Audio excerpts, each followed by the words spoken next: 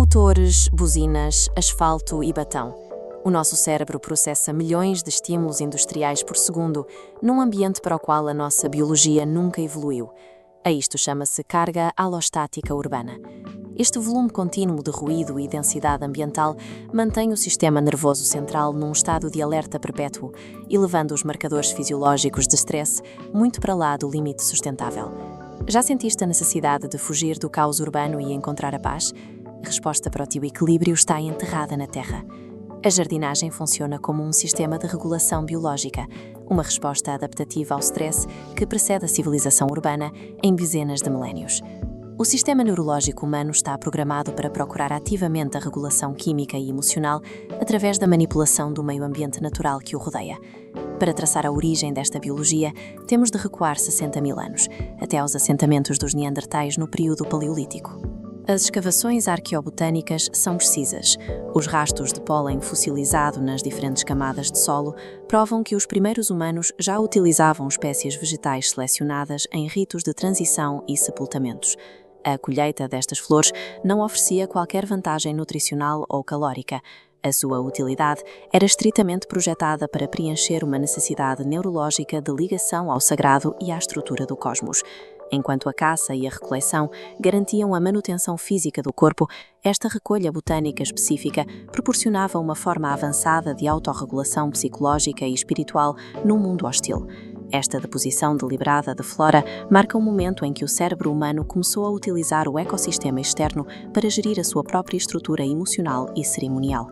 Entre 1500 e 1000 a.C., o Antigo Egito elevou esta relação biológica a uma ciência infraestrutural. A geometria dos túmulos revela projetos paisagísticos altamente planeados e estruturados.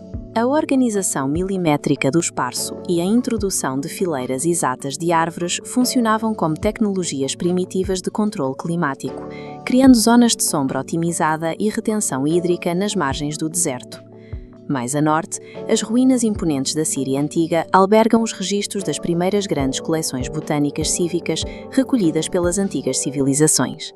O processo metódico de procurar, reunir e catalogar diversas espécies vegetais de territórios distantes lançou os pilares operacionais da taxonomia científica. As sociedades estavam a transitar ativamente da procura aleatória de recursos para o design intencional e a engenharia de espaços focados no conforto climático e na harmonia estética. A arquitetura paisagista foi utilizada pelos antigos impérios para demonstrar domínio sobre a natureza e fornecer infraestruturas de ancoragem psicológica dentro da densidade civilizacional. O mesmo princípio aplica-se à interação tátil moderna entre o ser humano e a Terra. A utilização de ferramentas e o contacto físico obrigam o sistema motor a concentrar-se no momento presente. O biólogo E. O. Wilson descreve este processo na sua hipótese da biofilia, ditando que o cérebro humano está geneticamente predisposto a alinhar-se com os ritmos biológicos, o que explica a chamada cura invisível. Esta visualização mostra a reação em tempo real. Trabalhar no jardim força uma redução acentuada do cortisol, o indicador de estresse. Simultaneamente, o contacto com bactérias benéficas no microbioma do solo ativa caminhos neurais, desencadeando a libertação dos neurotransmissores serotonina e dopamina. Esta recalibração química contrabalança com precisão a carga alostática e o desgaste cognitivo provocado pela vida urbana. O trabalho com a Terra atua como uma substituição mecânica para anular ativamente os desequilíbrios neuroquímicos contemporâneos. O ambiente doméstico acumula subprodutos químicos e poluição visual que sobrecarregam o sistema cognitivo através da saturação de compostos orgânicos voláteis. Este diagrama vetorial mostra o mecanismo da fitorremediação em detalhe. As células foliares puxam os compostos tóxicos do ambiente para as suas estruturas vitais, processam-nos e expelem moléculas puras de oxigênio de volta para a divisão.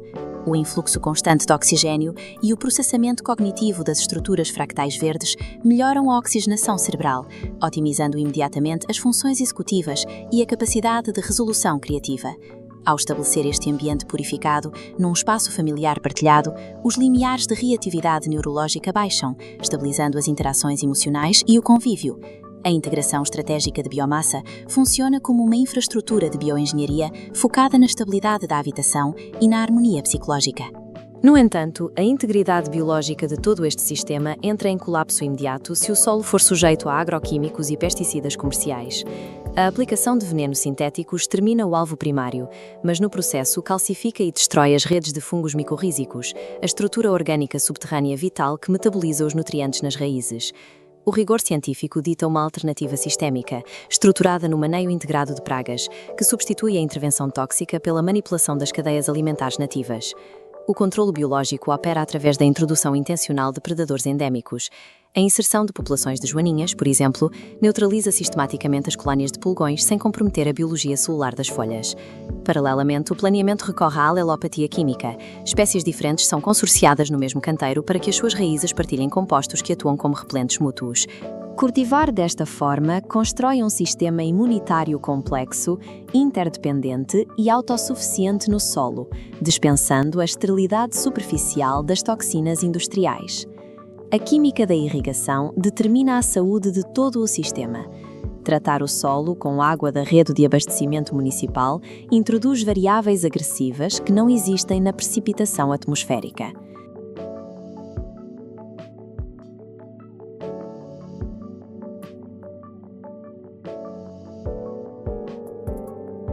Nesta comparação, à esquerda, os íons de cloro da torneira bloqueiam as vias de absorção da raiz e despojam minerais. À direita, a água pluvial ácida transporta azoto, aumentando a biodisponibilidade para atravessar as paredes celulares quase sem esforço. A captação estruturada das chuvas elimina esta fricção química e ajusta a irrigação aos ciclos hidrológicos reais do clima local. Fornecer a química exata gerada pelo ciclo hidrológico garante a máxima eficiência energética e celular para o ecossistema vegetal.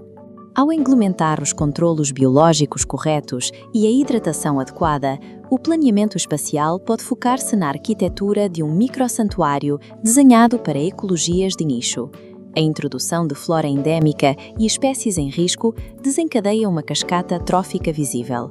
Os óleos e açúcares específicos das flores atraem rapidamente uma primeira vaga de polinizadores, que imediatamente fixam populações de avifauna predadora no perímetro. Ao focar o cultivo em alimentar estas aves e espécies locais, a presença constante da avifauna assegura a supressão permanente de pragas indesejadas e um fluxo diário de fertilização rica em fósforo na superfície do solo.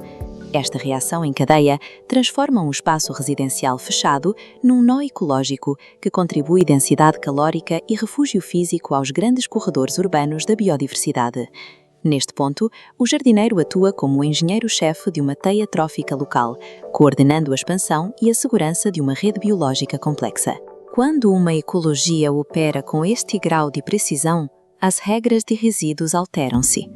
Todo e qualquer resto celular, a relva cortada, as folhas caídas, converte-se no capital biológico essencial para a manutenção da temperatura do sistema. Este balanço estrutural da compostagem prova o processo.